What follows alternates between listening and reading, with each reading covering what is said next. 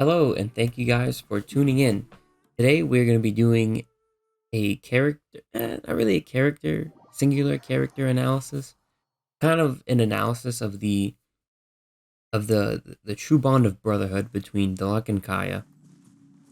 I think it's a very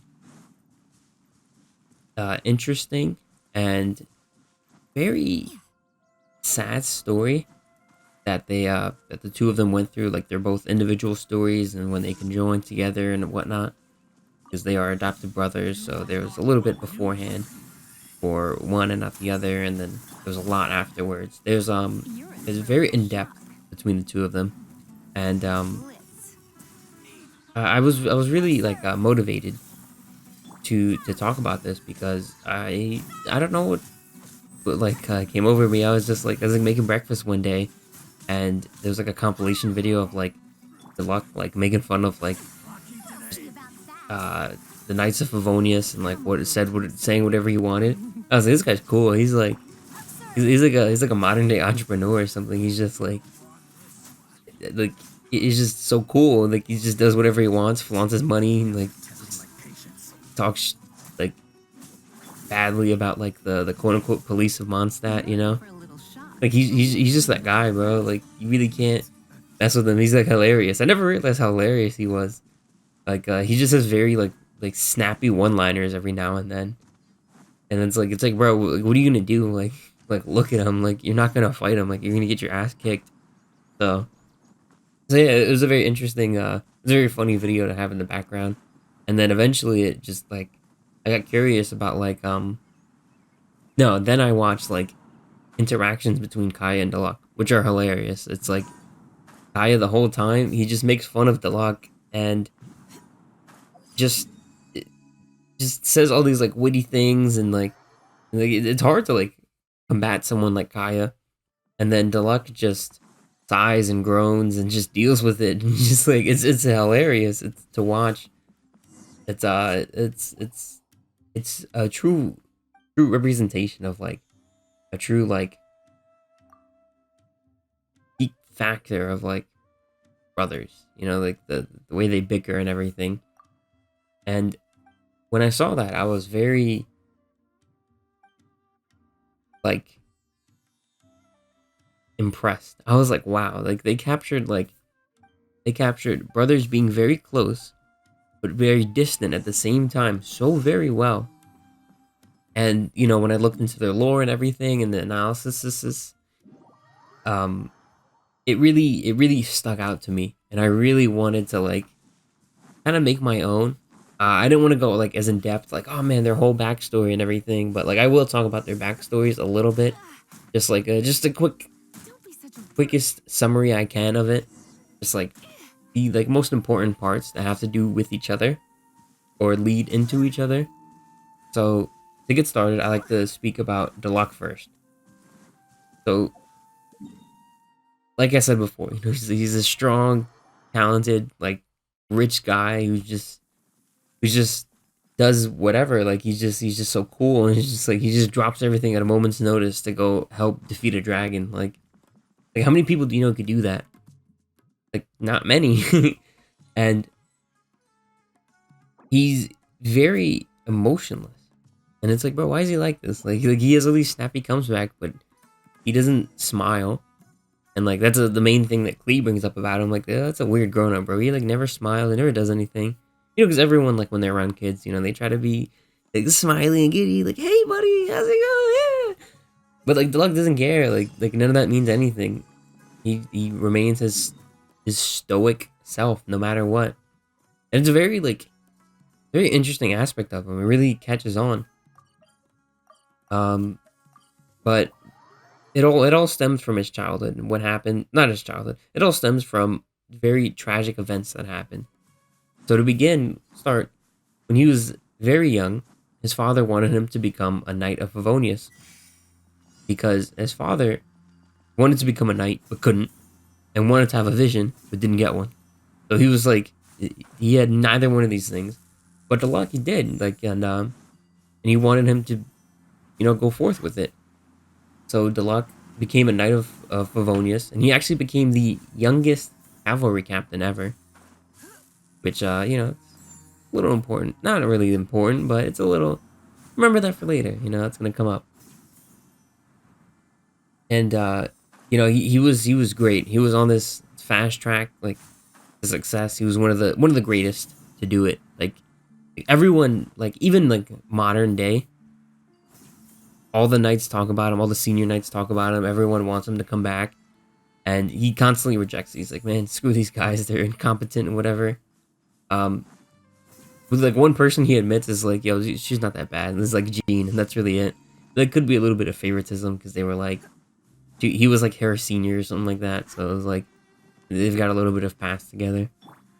But one day, while strolling about with his father and some knights or whatever on a mission or whatever it is, they were attacked by an extremely strong monster, and the magnitude of the monster was immense. Like Diluc couldn't handle it. And Diluc was a powerhouse already, and he couldn't handle it. All the other knights with him, they couldn't handle it. I think they all died in combat or something like that. I think it was just Diluc and his like dad, Crepus. And Crepus used they called it an unknown evil power in his character story, but that was later revealed to be a delusion. And using this delusion, he was able to fight off the monster, but in turn, it cost him his life.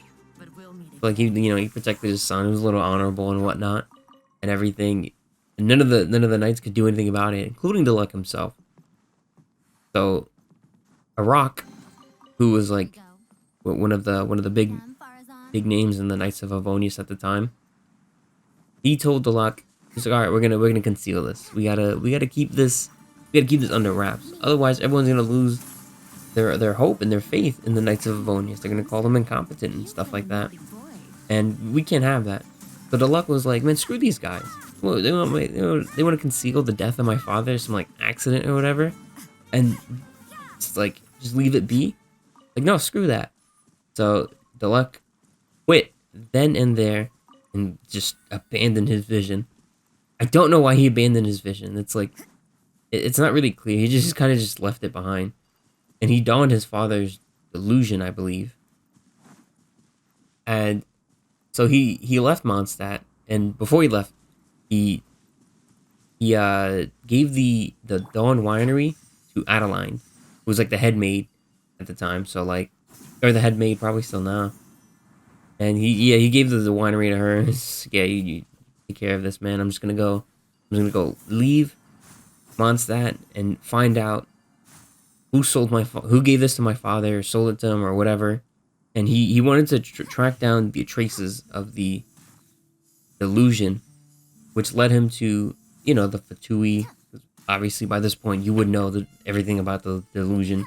So he found the Fatui and everything. He was like kicking their ass, and like he was a real problem. Like he was like taking out strongholds like left and right, time after time. Like he was going in, bro. He was like the Kobe Bryant of like beating up Fatui.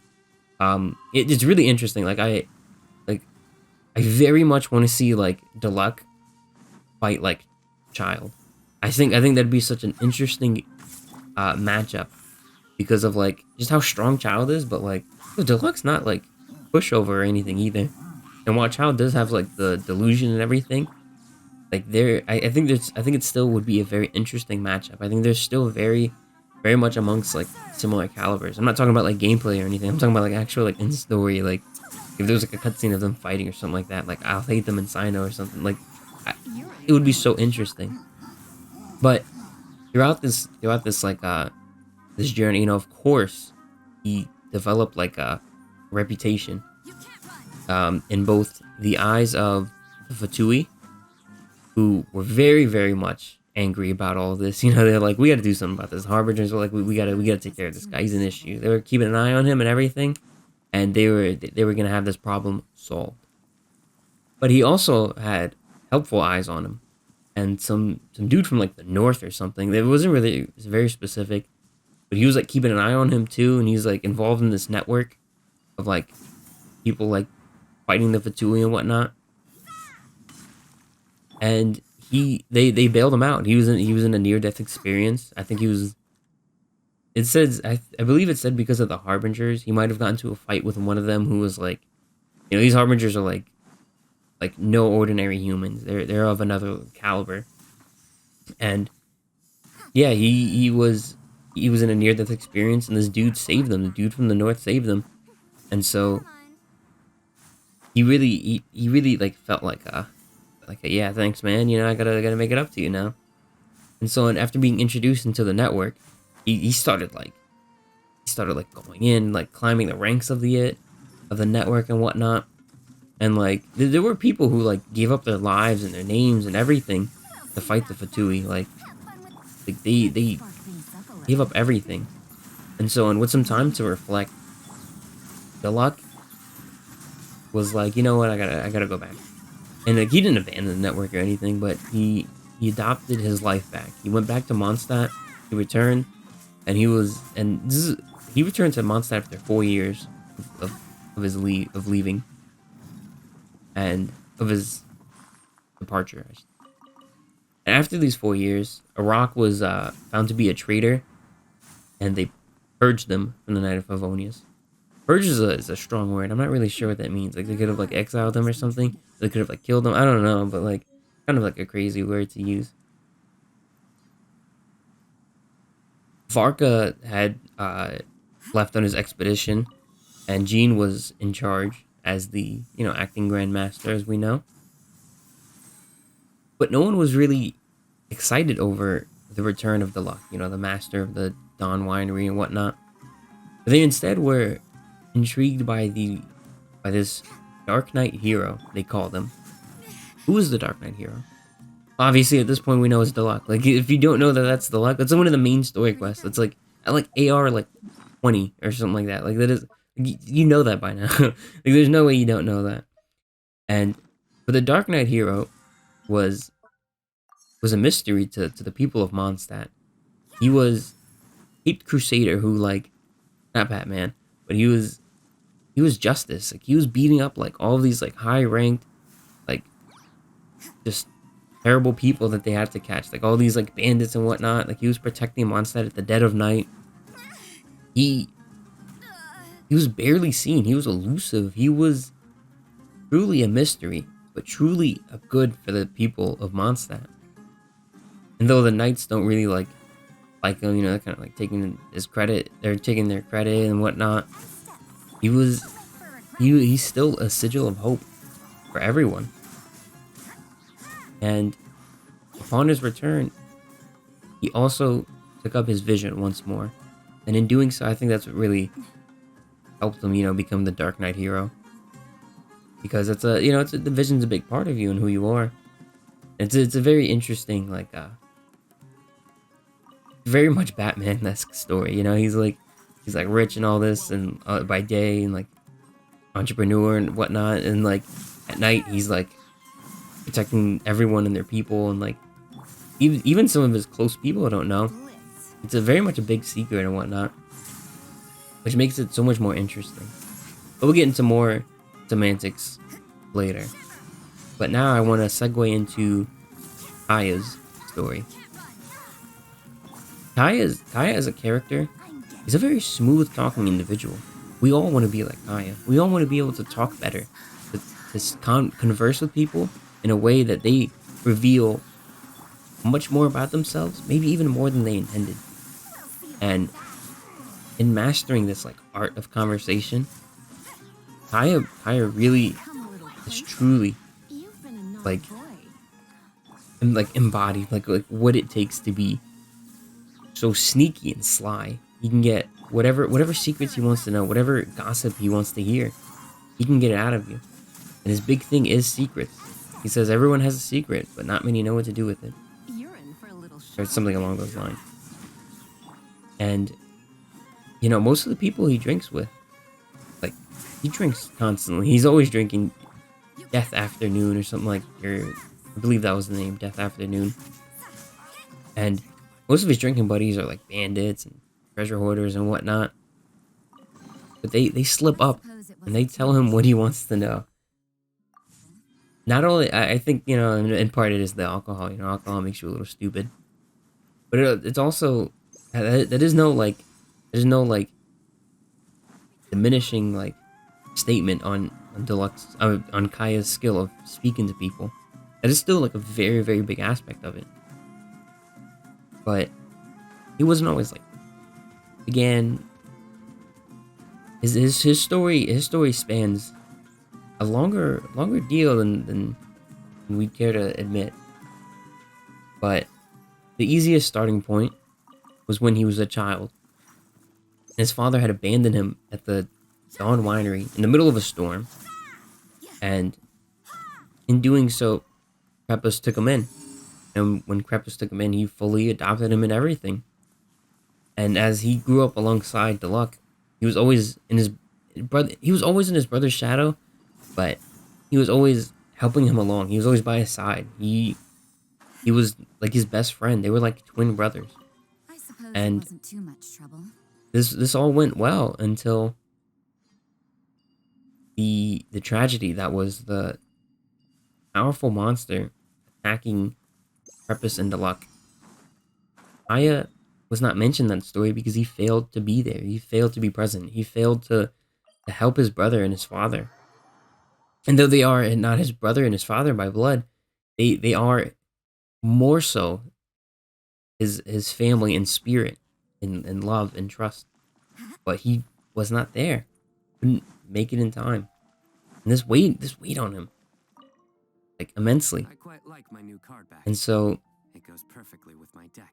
after his father passed away, it was actually revealed in Kaeya's story that the luck actually took the life of Krepus to not prolong to end the suffering caused by the delusion.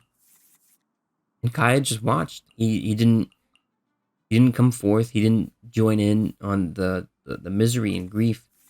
He didn't support his brother. He didn't support his father. He just watched.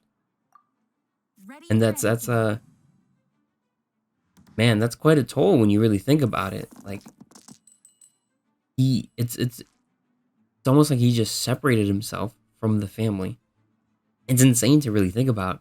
You know, after all these years and being taken in and all this like this bond of brotherhood and whatnot, he couldn't be there for them. And this really was weighing down on Kaeya a lot. And Kaeya was actually originally from Conria, and he was sent as an agent, as a spy, to keep tabs on Mondstadt for the good of Conria, for their benefit. And Mondstadt, Krepus, Diluc, they all took him in as their own, as if he was one of them, as if he's always been one of them. And in Kaeya's mind, he really began to wonder, who would he choose? His adopted father? Or this father that abandoned him? Would he choose this land of Mondstadt that took him in? Or this land of Conria that was completely unfamiliar to him? It was a lot weighing down on him. And he felt the need to go speak to Diluc. He went over and he told him everything. Diluc was the only person he had left. There was no one else he could speak to. He was the only person close to him left. And in doing so, and revealing that this whole tragedy of his past, he's an agent of Conria, he's a spy, everything was a lie, you know? Diluc was angry. He took up his sword, and in retaliation, Kaeya took up his as well. And they clashed. And in this clash, Kaeya's vision appeared, and he very much had this like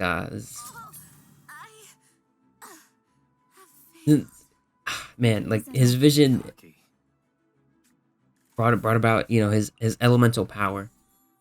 And so there's this huge clash of Kaeya's, you know, his ice, the coldness of his ice vision, and then Diluc's like flames that were, you know, his flames are nothing to play with, as we've spoken about. This clash, you know, is a huge like icy wind. It's huge like the two of them clashing like blew them both back. And After that, they both just left and on their separate ways. And they never brought it up again.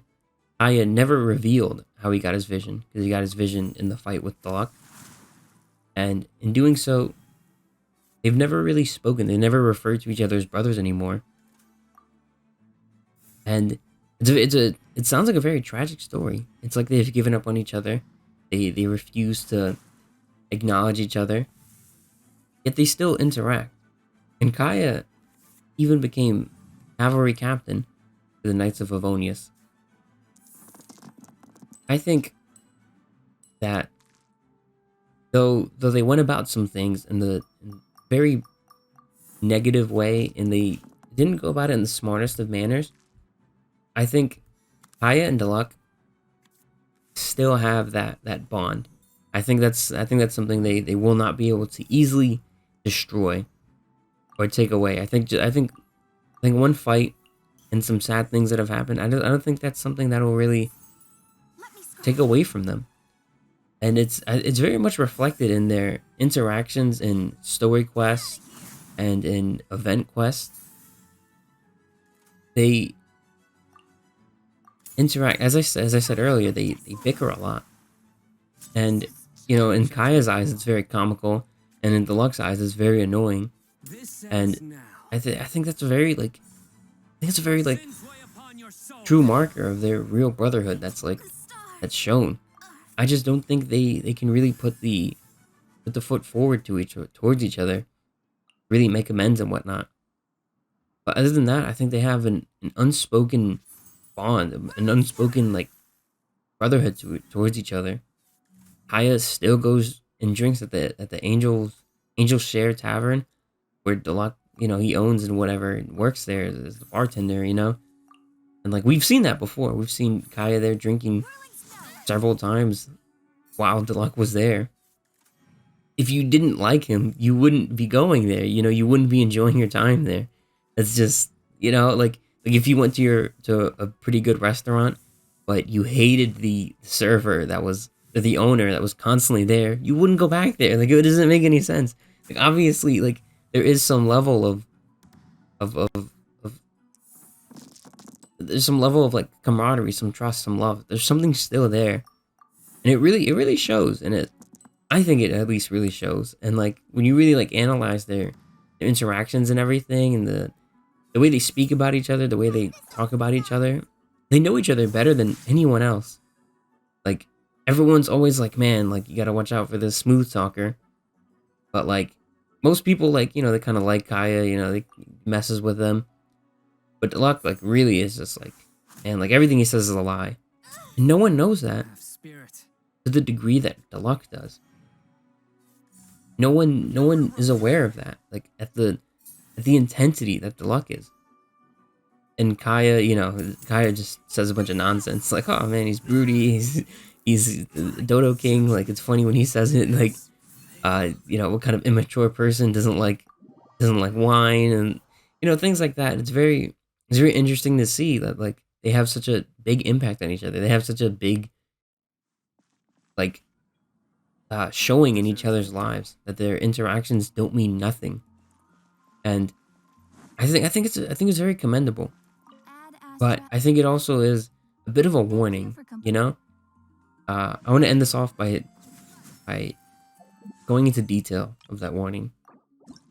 And no matter what happens between you and someone else, I think when you two have a level of relationship where it's too close and for too long, where it's you can't really give up on it. You don't, even if you try to, like Diluc and Kaeya did, and it fails, it'll still be there.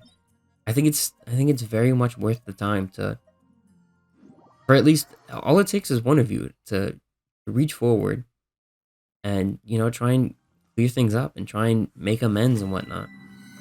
And you know, you can save yourself like some very much like big, like you can save yourself a lot of chaos in your life if you just, you know, clear it up a bit.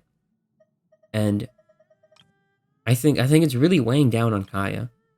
His whole life is based off of these lies, and brought up on these lies, and he's constantly is piling more and more lies on himself. And I think we'll see some interesting things. Like if we see more and more Kaeya in the story, Illusion shattered. like who knows like what could be in store? Who knows where these lies will bring him? Busted. And we don't want these lives. We don't want these lies ruling our lives like it does his. But it's gonna be all for this video. Thank you guys for watching. Let me know what you think of this format of video. I'm still pretty new to it. Like I wrote a script and everything, but it was like tricky. Like I didn't like fully write a script. I wrote like bulletin points of like things to keep in mind to bring up as I spoke. But it feels a little awkward. Hopefully I'll be better at it the next time around. But yeah, thank you guys for watching. Leave a comment, subscribe, and check out some of my tier list. And thank you guys for watching. Take care.